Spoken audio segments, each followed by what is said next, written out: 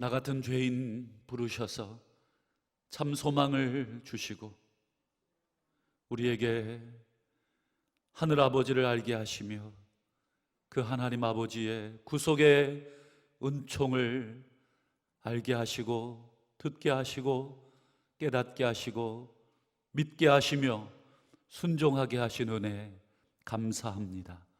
하나님, 이 시간 주 앞에 감히 올라올 수 없는 저희들이지만 이 시간도 우리를 구속하시는 어린 양 예수 그리스도의 보혈 의지에 올라옵니다.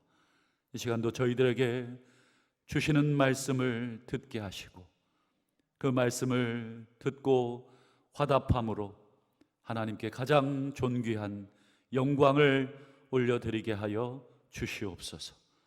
이 시간도 먼 곳에서, 가정에서 또 온라인으로 하나님 앞에 예배하지만 영과 진리 가운데 예배하는 자를 찾으시는 하나님께서 오늘도 성령 안에서 진리 가운데 예배할 때에 우리 모든 성도들의 경배를 흠양하여 주실 줄로 믿습니다.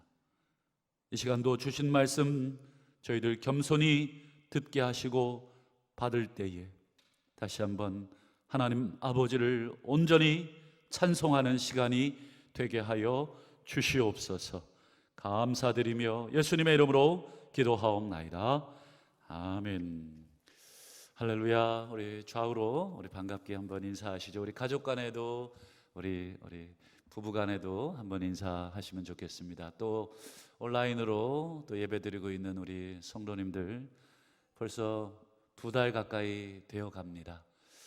우리도 이제 5월 달에는 예배를 시작할 수 있지 않겠나 그렇게 기대하고 또 기도하고 있습니다. 우리 성도님들 지금 연일 우리 한국은 하나님이 또 확진자를 계속 줄이고 계셔서 참 감사하다 생각을 하고 그래도 끝까지 또 조심하시고 또 여러분들이 모인 곳에는 또 마스크 잘 착용하시고 또 손발 수시로 잘 닦으시면서 개인 위생관리도 잘 하시기를 부탁을 드립니다.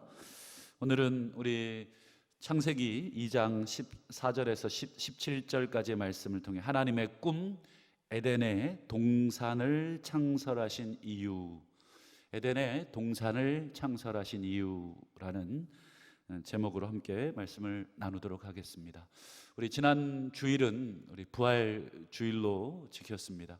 참 올해처럼 이렇게 부활 주일 참 뭐라 그럴까요? 그냥 조용하게 참 보낸 적이 좀 신앙생활하면서 처음 아닌가 싶습니다만 나름 또 하나님 앞에 이런 또 부활절도 한번 우리가 드리는 것도 의미가 있겠다 생각을 했습니다. 지난주 우리 더 좋은 부활을 얻으려면 이라는 말씀을 나누었죠. 그래서 우리가 더 좋은 부활 그것이 어떤 의미인지를 잠시 나누었고 그 더 좋은 부활에 우리가 들어가려면 어떤 삶을 살아야 하는가 우리 빌립보서 3장의 그 사도 바울의 고백을 통해서 우리가 나누었죠. 사도 바울은 평생에 소망이 있었죠. 그게 바로 예수 그리스도를 닮는 것, 그분과 자기 자신이 하나가 되는 것. 그것은 어떤 신비한 어떤 영적인 어떤 그런 체험이라는 개념보다는 예수 그리스도가 사셨던 그 삶의 방식, 그분은 십자가를 향해 고난의 삶을 사셨고 궁극적으로는 십자가에서 자신의 모든 것을 다 내어주셨다. 그게 사도 바울이 닮고 싶었던 예수 그리스도. 왜 그런 삶을 선택했는가? 그것은 바로 더 나은 부활, 예수 그리스도의 부활에 어떻게 하든지 이루고자 했던 바울의 소망이었고 우리도 사도 바울의 권면과 가르침을 이어받아서 너희도 나를 본받는 자가 되라. 그 말은 바로 사도 바울이 예수님을 본받았듯이 우리도 이 땅에서 어떻게 살아야 하는가. 그래서 여러분 절대로 그냥 여러분 부활은 없습니다. 그 부활에 이르는 필수 코스는 바로 고난과 십자가, 이것을 통과하지 않고는 결단코 부활에 이를 수 없다. 그래서 여러분, 지금 이 땅에서의 우리의 삶이 그대로 부활을 드러내는 삶이다. 그래서 우리 자신을 늘 되돌아보셔야 합니다. 나는 과연 십자가의 그 고난을 내 몸에 짊어지고 있는가 하는 것이 우리 지난주 부활주일 말씀이었습니다.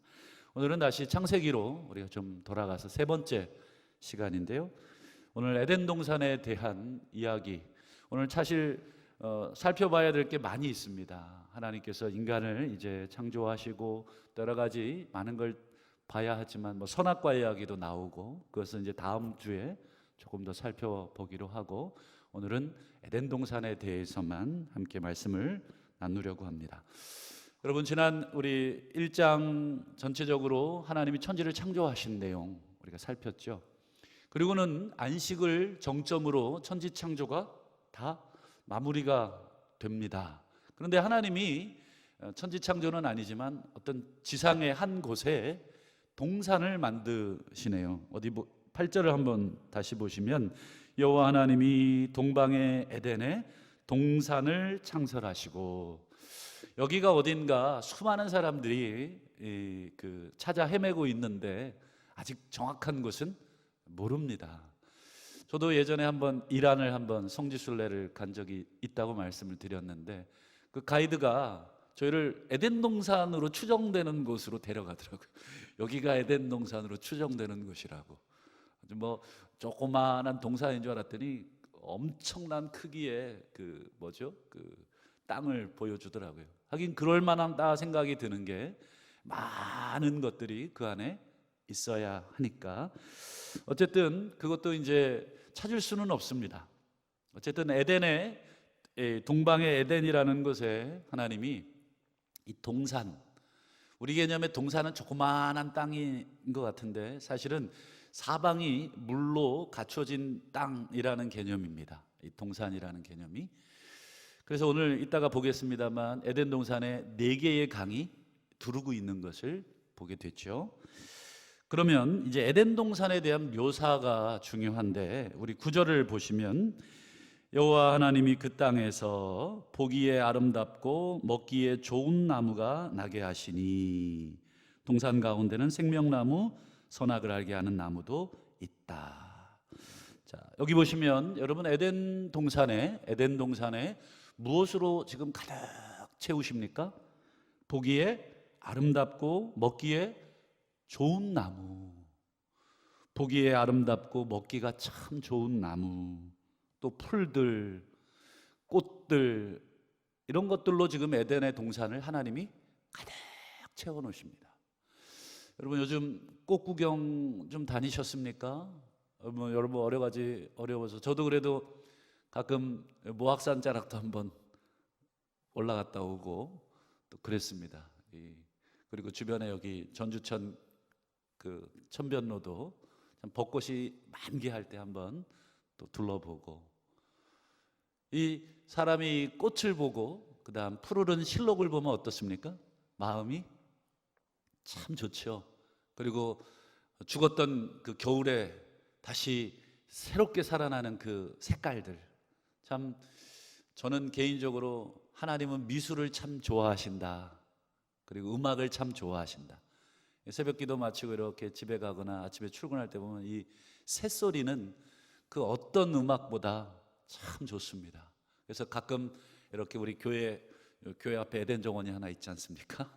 그 에덴 정원에서 이렇게 새들이 노는 거를 이렇게 지켜보고 그 소리를 듣고, 또 우리 교회 앞에 또 이 벚꽃 큰 게 또 하나 있지 않습니까? 그것도 이렇게 요즘 다쳐서 아쉬운데 이렇게 쳐다보고 있으면 참 마음이 이렇게 새롭게 살아납니다. 여러분, 이 에덴 동산에 하나님이 풀과 꽃과 그다음 푸르른 나무로 가득 채우셨다. 여러분, 이 단순한 묘사이지만 여기에는 하나님이 우리에게 뭐를 주시고 싶으신가? 여러분, 도심 생활, 또 직장 생활, 또 사무실에 갇혀 있다 보면 마음이 어떻게 돼요? 답답해지기도 하고 또 여러 가지로 또 스트레스 받기도 하죠. 그럴 때마다 여러분 어디로 나가고 싶어요? 그렇죠. 예, 대자연으로 나가고 싶습니다. 하나님이 만드신 그 푸르른 색깔들을 여러분 보고만 있어도, 그리고 그 속에 여러분 들어가만 있어도 어떻습니까? 예, 우리의 온 세포들이 막 살아나죠. 여러분 에덴 동산, 물론 전 지구가 하나님의 동산이시지만 굳이 왜 에덴이라고 하는 요 동산을 꼭 집어가지고 얘기하시면서 여기에 뭐를 심으셨어요? 보기에 좋다. 그 다음에요, 먹기도 좋다. 참 눈과 입이 즐겁고, 그러면 뭐가 즐겁습니까? 마음이 즐겁고. 여러분 뭐 코밑이 열리면 뭐가 열린답니까? 뭐 마음이 열린다잖아요. 여러분 이렇게 사람이 보는 것, 먹는 것, 이런 것들이 전부 다 우리의 심신에 무엇을 주는가 하는 것을 한번 생각해 보시기를 바랍니다. 좌우간 여러분 에덴 동산에 뭐가 가득한지를 먼저 생각을, 첫 번째 푸르른 나무, 꽃, 먹기 좋은 열매들, 이런 것들로 가득하다. 또 한 가지, 두 번째 여러분 가득한 게 있어요. 찾으셨는지 모르겠는데 10절을 보십시오.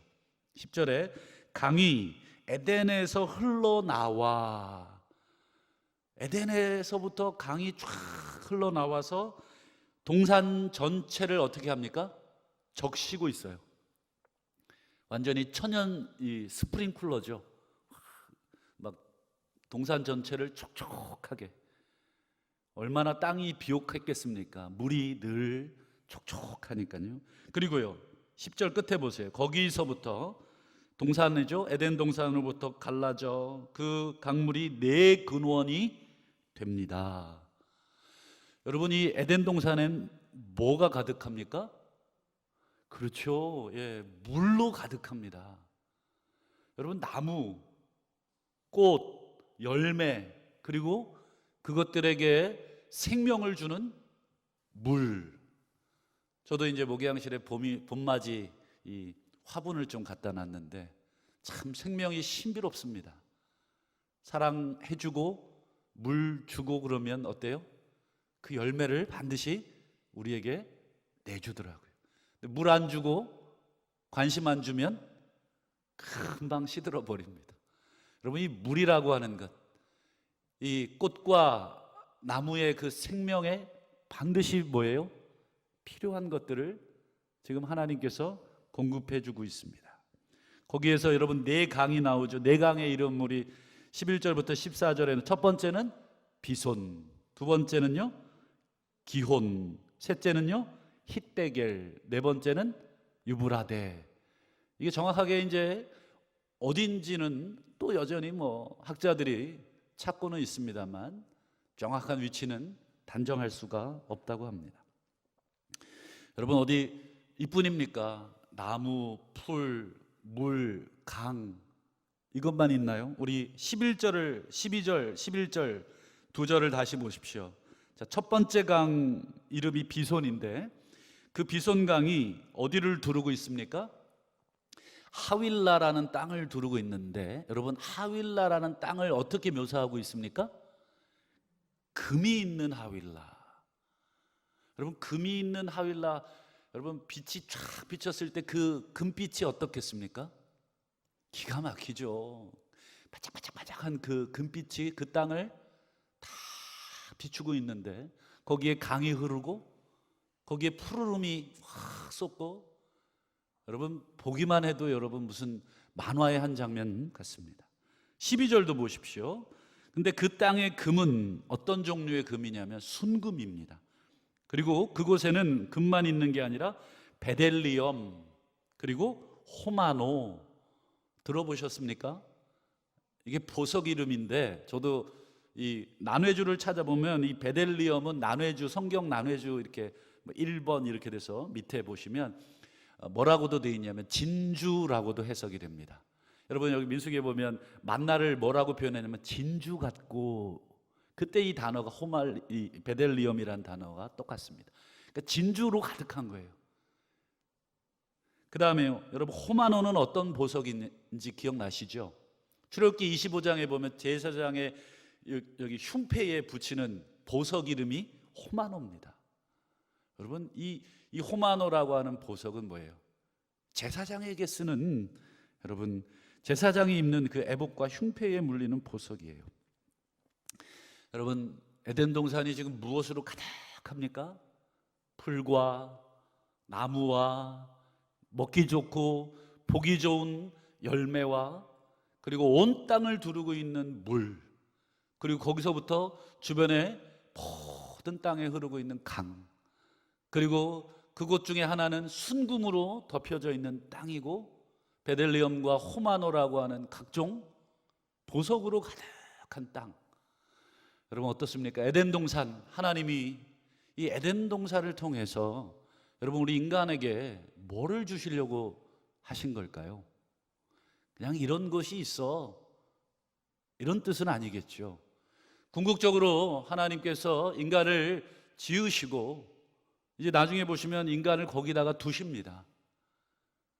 그 에덴 동산에 인간을 두신 그 에덴 동산은 여러분 궁극적으로 우리 인간들에게 하나님이 생명을 알려주시기 위한 것입니다. 생명의 푸르름, 물이 공급함으로 말미암아 풀과 나무들이 주는, 인간에게 주는 그 생명의 신비함.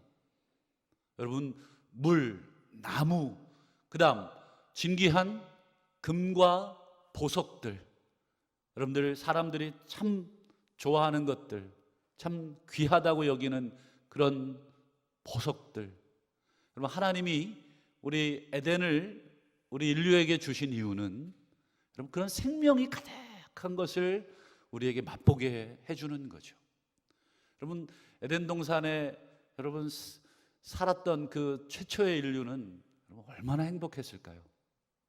우리도 풀이 가득하고 정원이 잘 꾸며진 식당이나 어떤 집, 저도 요즘 신방을 가면 집마다 이렇게 둘러보게 되는데 참 꽃과 풀 이런 걸 참 잘 키우시는 분들 계셔요. 하나님답다. 하나님도 그 참 정원을 잘 꾸미시지 않습니까? 그런 면에서 그 생명의 온통한 기운들을 우리에게 하나님이 주시는 것입니다. 한마디로 에덴 동산은 어떤 곳입니까?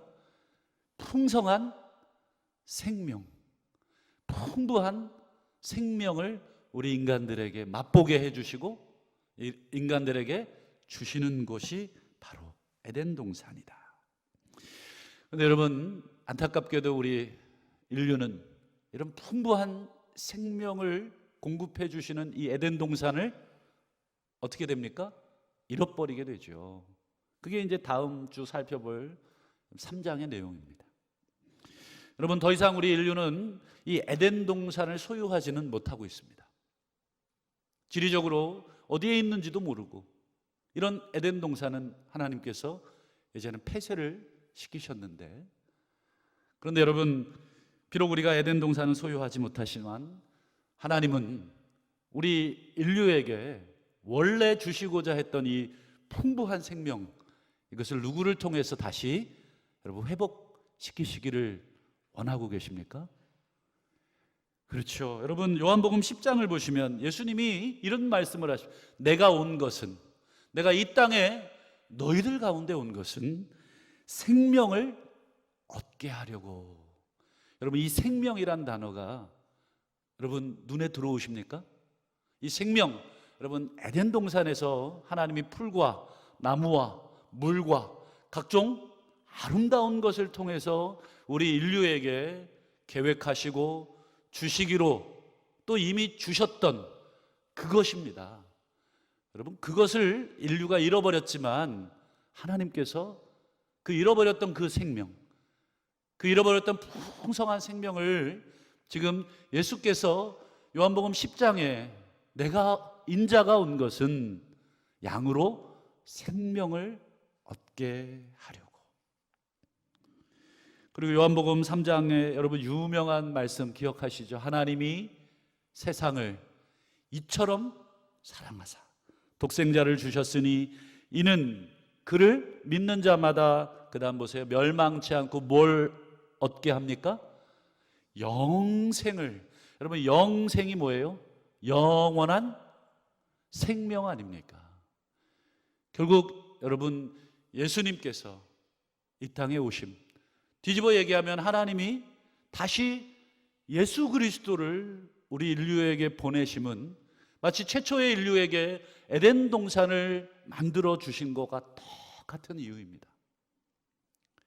에덴 동산을 통해서 인류에게 그 풍성한 생명을 맛보고 즐기고 그 안에서 눈과 입과 마음과 몸이 정말 아프지 않고 건강하여 정말 건강한 사람, 여러분 서로 건강한 모습으로 그렇게 대할 수 있는 곳, 그게 에덴 동산이었는데 그게 다 파괴가 됐어요.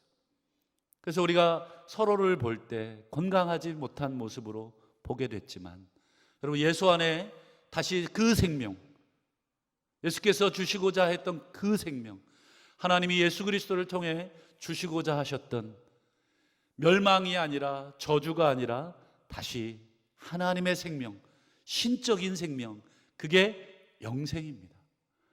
그 영생을 여러분 예수 그리스도를 통해서 우리에게 주시려고 합니다. 참 좋죠. 요한복음 7장에 여러분 이 말씀 기억나시죠? 나를 믿는 자는 그 배에서 생수의 강이, 여러분 생수의 강이 흘러납니다. 여러분 생수의 강이 흘러나왔던 첫 번째 장소가 오늘 읽으신 창세기 2장에 에덴 동산에서 생수의 강이 에덴 동산을 온통 적시다 못해 그게 흘러넘쳐서 주변에 모든 곳으로 흐르고 있는 것. 여러분 예수 그리스도를 믿는 것은 뭐예요? 나 혼자 그 풍성함을 누리게 하는 것이 아니라 그 사람 안에서 그 강이 넘쳐서 흘러 넘쳐서 여러분 주변에 많은 곳으로 넘치게 하는 것. 여러분 그러니까 예수 믿는 것은 나 하나 딸랑 여러분 이렇게 구원하는 개념이 아니군요. 여러분 이제 에덴 동산을 여러분 조금 더 생각해 볼 게 있습니다. 여러분 성경에 보시면 이 에덴 동산, 지금 제가 설명드린 이 에덴 동산의 이 모습을 그대로 재현해 놓은 곳이 있어요. 에덴 동산을 재현해 놓은 곳, 성경에서 여러분 찾아보셨습니까? 한 번도 안 찾아보셨지요? 오늘 숙제를 드리겠습니다. 여러분 열왕기상 6장을 여러분 메모해 두셨다가 집에 가서 한번 읽어보십시오. 거기에 뭐가 숨겨져 있습니까? 에덴 동산이 숨겨져 있습니다. 여러분 열왕기 시간상 제가 설명을 간단하게 해드리겠습니다. 열왕기상 6장에 보면 뭐에 대한 내용이냐면 솔로몬이 지은 성전에 대한 이야기입니다. 여러분 그냥 성전 7년 만에 뚝딱 지었다, 물론 7년이 뚝딱은 아니지만 성전 그냥 지은 걸로만 우리가 생각을 했죠. 성전을 여러분 꼼꼼하게 어떻게 지어졌는가? 여러분 사람이 지은 건물에도 건축 대상이니 무슨 금상이니 우리 시상을 하잖아요. 그러면서 이렇게 와 저거 저 이태리 대리석인가요? 물어보기도 하고 바닥에는 어떤 카페트를 쓰셨나요? 여러분 사람이 지은 건축물, 그렇죠? 우리가 예배드리는 이 예배당도 이렇게 남의 예배당 가보면 이렇게 구경하게 되잖아요. 여러분 솔로몬이 하나님의 집이라고 지은 여러분 웅장하다고 할까요? 아니면 어떻다고 할까요? 어쨌든 그 성전 여러분 묘사를 한번 오늘 숙제로 드리겠습니다만 그래도 답을 알려드려야 되겠죠? 여러분 솔로몬이 지은 성전에 보면 뭘로 가득 조각해 놓은 줄 아십니까? 나무 형상입니다. 나무. 가서 읽어보시죠. 백향목 나무로 조각하고 잣나무로 조각하고 그 꽃잎과 줄기와 전부 다 여러분 성전은 나무로 가득 차 있습니다. 그리고요 또 한 가지, 성전은 나무로만 가득 차 있습니까? 성전 여러분 자세히 읽어보셔서 알 것인데 금으로 가득 채워져 있습니다. 그래서 여러분 나중에 바벨론이 여러분 이스라엘 침공해 왔을 때 성전에 뭐를 다 베껴갔어요? 그렇죠, 금을 다 베껴갑니다. 다 금 안쪽에 이렇게 도금되어 있는 그 금들을 싹 다 베껴가죠. 여러분 성전의 나무, 금, 뭐가 상징이 됩니까? 그렇죠, 여러분 성전은 에덴 동산을 그대로 상징적으로 옮겨 놓은 곳이에요. 그 안에는 하나님이 에덴 동산에서 우리에게 주시려고 했던 그 생명이 가득한 곳이다. 그래서 여러분 성전 안에 여러분 들어오면 뭐가 있습니까? 여호와의 영광, 하나님의 임재. 여러분 주의 앞에는 뭐가 있습니까? 생명이 있습니다. 여러분 성전 안에 들어온 자들, 특별히 지성소 안에 들어오면 인류의 모든 죄가 용서받고 어떻게 됩니까? 새로운 생명을 부여받는 곳, 거기가 바로 성전입니다. 에덴 동산에서 하나님이 주시려고 했던 그 생명이 그대로 어디서 지금 재현이 되고 있습니까? 에덴 동산에서, 성전에서 그것을 재현하고 있는 것입니다. 그래서 여러분 성전과 에덴 동산은 닮아 있습니다. 에덴 동산은 물론 실물이죠. 나무도 실물이고 꽃도 풀도 실물이지만 성전은 물론 조각해 놓은 조각상이지만 그 원리와 그 정신과 그 의의는 똑같이 생명입니다. 그러니까 여러분 아파트 이렇게 사시기 전에 뭐 보시나요? 모델하우스. 모델하우스는 여러분 진짜 들어가서 살 집이 아니지만 진짜 집하고 어떻게 해요? 똑같이 만들어 놓죠. 아, 이거 이렇구나. 아, 재질은 이렇구나. 구조는 이렇구나. 미리 모델하우스 통해서 실제 들어갈 집을 미리 보게 해주지 않습니까? 여러분 에덴 동산이 원형이고 성전은 뭐예요? 그 에덴 동산을 그대로 보여주는 모델하우스예요. 성전은 에덴 동산을 본떠서 만드는 것입니다. 그처럼 여러분 에덴 동산은 성전을 이야기합니다. 그러니 에덴 동산은 최초의 성전. 뭐라고요? 에덴 동산은 최초의 성전입니다. 최초의 성전은 솔로몬 성전이 아니라 에덴 동산입니다. 그러면 여러분 최초의 성전이 있으면 최후의 성전도 있을까요? 있겠죠. 여러분 요한복음 2장을 보시면 예수님이 이런 말씀을 하시죠. 예수께서 대답하여 이르시되 너희가 이 성전을 헐라 내가 사흘 동안 일으키리라. 이 얘기를 하신 이유가 뭐예요? 요한복음 2장 21절에 보면 예수는 성전된 자기 육체. 여러분 분명하게 명시적으로 예수님은 자기의 몸을 뭐라고 표현하고 있어요? 성전. 여러분 에덴 동산에서 성전을 시작하신 하나님은 이제 예수 그리스도의 육체 안으로 여러분 그 성전, 그 에덴 동산을 지금 옮겨 놓으신 것이고, 그래서 여러분 아까 말씀드린 요한복음 10장에 내가 온 것은 양으로 생명을 얻게 하고, 여러분 예수 그리스도 안에 있으면, 에덴 동산 안에 있으면 여러분 그 풍성한 생명을 우리가 그냥 느끼고 그냥 경험하듯 성전 안에 있으면 우리의 모든 죄악들이 다 용서되고 새로운 생명을 부여받듯 우리가 예수 그리스도 안에 있으면 어떻게 되는 거예요? 새로운 생명을 부여받는. 하나님이 세상을 이처럼 사랑하신 이유, 그것은 바로 예수 그리스도를 보내심으로 다시 인류가 잃어버렸던 그 하나님의 생명을 다시 주시려고 하는 것. 그래서 여러분 예수님은 손으로 짓지 아니한 최후의 성전입니다. 여러분 요한계시록 21장 22절을 보시면 여러분 기가 막힌 표현이 하나 나오죠. 여러분 아마 이 표현을 읽으면 아마 깜짝 놀라실 텐데, 성전 안에 내가 성 안에 내가 성전을 보지 못하였으니. 성전이 사라져 버리네요. 이유가 있어요. 뒤에 보세요. 이는 주 하나님 곧 전능하신 이와 및 어린 양이 그 성전이심이라. 여러분, 놀라운 표현입니다. 예수 그리스도 안에 온 인류를 다시 품으시는 것이죠. 여러분, 우리는 그 안으로 최종적으로 들어갈 사람들입니다. 그러나 이 땅에서도 이미 예수 그리스도 안에 들어가는 것입니다.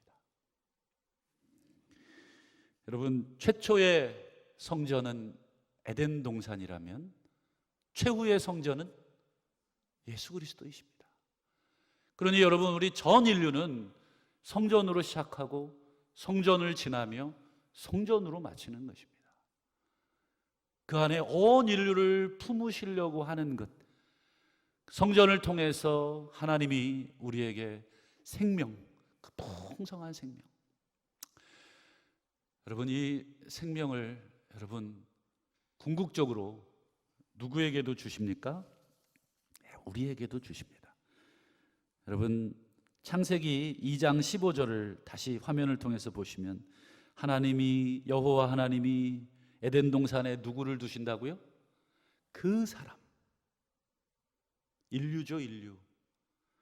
물론 동물들도 있고 다른 여러 가지 동물들도 있겠지만 성경은 꼭 집어서 사람을 하나님이 에덴 동산에 두셔서 그 에덴 동산을 경작하고 지키게 하셨다. 소위 말해서 이 최초의 성전 지기, 이 최초의 성전을 지키는 제사장적 사명을 우리 인간에게 맡기신 것입니다.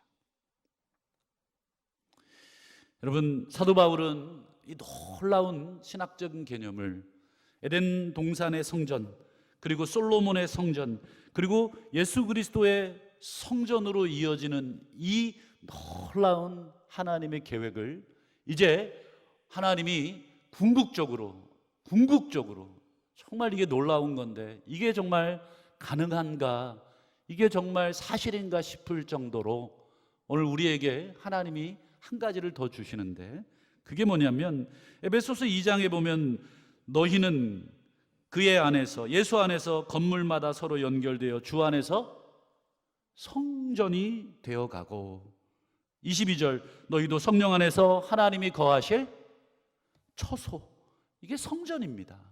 21절에도 성전, 22절에도 하나님이 거하시는 처소, 즉 성전이 되기 위해. 여러분, 사도 바울은 에덴 동산의 성전, 솔로몬의 성전, 예수 그리스도의 성전, 이게 곧 누구에게 지금 성취가 된다는 거예요? 여러분, 우리 같은 더럽고 우리같이 정말 하나님을 향한 반역자인 우리에게 여러분, 하나님이 거하시겠다는 그 성전, 우리가 하나님 안에 거하는 것, 우리가 성전 되신 예수 그리스도 안에 거하는 것처럼 성전 되신 예수 그리스도께서 우리를 성전 만드셔서 다시 우리 안에 거하시겠다는 거예요. 이게 갈라디아서 2장 20절에 내가 그 안에, 그가 내 안에. 여러분, 이게 놀라운 신비 아닙니까?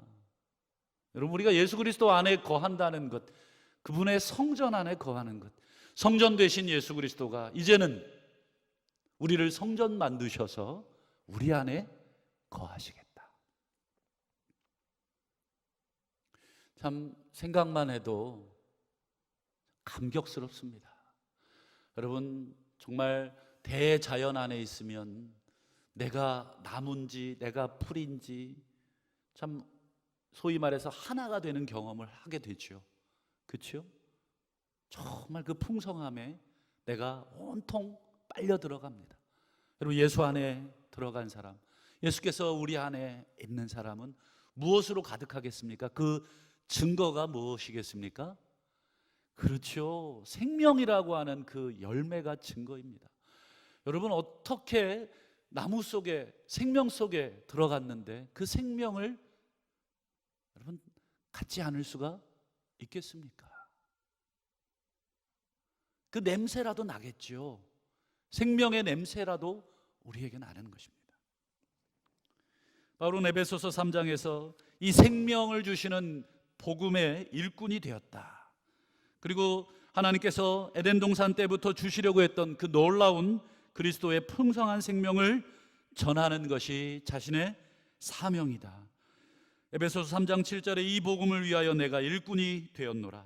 모든 성도 중에 지극히 작은 자, 그보다 더 작은 나. 여러분, 얼마나 자기 자신이 그 생명이 풍성해지자 자기에 대한 인식이 얼마나 깊어집니까? 여러분, 우리 하나님 앞에 우리가 내세울 의로움이 어디 있습니까? 하나님의 생명이 들어가면, 그 생명이 우리 안에 살아나면 여러분, 우리는 죄인이라고 하는 것밖에 깨달을 수가 없다. 어찌하여 우리에게 이러한 생명을 주셨는가? 지극히 작은 자보다 더 작은 나구나라고 하는 사도 바울의 고백이 결국 우리의 고백이 되게 되어 있습니다. 이 나에게 이 은혜를 주신 것은 측량할 수 없는 그리스도의 풍성함. 여러분, 이 단어를 잘 보십시오. 그리스도의 풍성함. 여러분, 이 풍성함이라고 하는 이 표현을 바울이 쓸 때는 뭘 염두에 뒀을까요? 생명의 풍성함, 에덴 동산의 그 풍성함, 물과 나무와 풀과 먹을 것과 보기 좋은 것이 풍성한 그 하나님이 원래부터 우리에게 주시려고 했던 그 생명이 예수 안에 있고, 예수를 바라보니 그분의 풍성함이 있다. 그래서 그 풍성함을 내가 전해주고 싶다. 사도 바울은 이 예수 안에 있는 풍성함을 보고 사도행전 20장에 보면 하나님의 은혜의 복음을 증언하는 일을 마치려 하면은 나의 생명을 조금도 귀한 것으로 여기지 아니한다. 하나님이 주신 생명이 들어가자 자신의 생명을 기꺼이 하나님 앞에 드리고자 하는 그 열망, 그것으로 풍성해지는 모습을 보게 됩니다. 여러분, 누군가를 정말 사랑해 보셨죠? 그러면 내 생명을 주고 싶은 것입니다. 자녀들을 사랑하신 줄 믿고, 또 여러분 사랑하는 누군가를 여러분 가지고 계신 줄을 믿습니다. 여러분, 그 대상을 위해서 우리의 생명, 우리의 모든 것, 이런 걸 내어줘도 아깝지 않다 하는 마음, 그것은 생명이 들어올 때 생명을 주고 싶은 것. 그래서 여러분, 하나님의 생명이 여러분 우리에게 주어졌다는 것, 하나님이 당신의 생명을 우리에게 주셨다는 것은 하나님이 우리를 얼마나 사랑하셨는가. 여러분, 이거를 10,000번씩 얘기해도 부족함이 없습니다. 하나님이 나를 얼마나 오늘 종일토록 이 고백하셔도 여러분 부족함이 없습니다. 주님, 나를 왜 이토록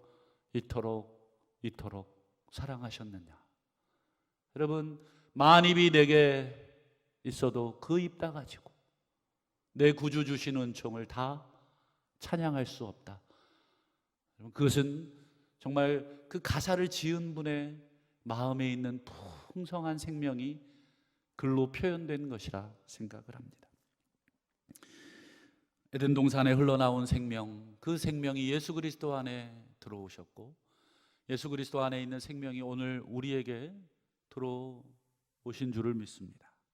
우리 안에 그 생명이 있다면, 여러분, 우리가 지금 살고 있고, 우리가 지금 말하고 있고, 우리가 생각하고 있는 그것이 정말 흘러 넘쳐 우리 만나는 사람마다 여러분 생명을 주고 있습니까?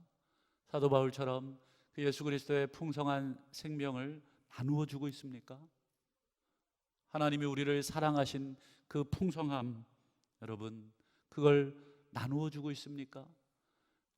아니면 도리어 저 사람 생명까지도 내가 빼앗고 있습니까? 여러분, 그것은 우리만이 아시는 것이라 생각합니다. 우리 예수 그리스도의 풍성한 생명, 우리가 헛되이 받지 마시고, 오늘 하루도 종일 주일 주 앞에 묵상하고 예배할 때에 이 생명을 말씀하시고 생명을 묵상하시고 생명을 전하시는 저와 우리 사랑하는 동부의 모든 성도님들 되시기를 주의 이름으로 축원합니다. 아멘. 하나님, 에덴 동산을 우리에게 주신 궁극적인 의미와 목적, 이유, 풍성한 생명, 오늘 하루도 예수 그리스도 안에 우리가 들어갑니다. 그 생명 우리에게 부어주시고 우리를 성전 만드시기 위해 우리 안에 들어오신 그 성령 하나님, 다시 한번 성전으로서 많은 사람들에게 생명을 나누어 주는 복된 인생이 되게 하여 주옵소서. 예수님의 이름으로 기도하옵나이다. 아멘.